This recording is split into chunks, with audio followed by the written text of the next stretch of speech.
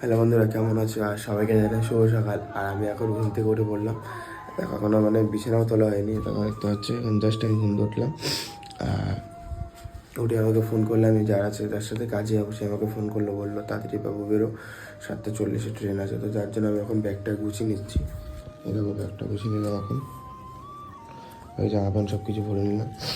এখন আমি মুখ চোখ ধোবো, তারপর একটু কিছু খাবো, তারপর বেরোবো, তারপর যাবো কাজে।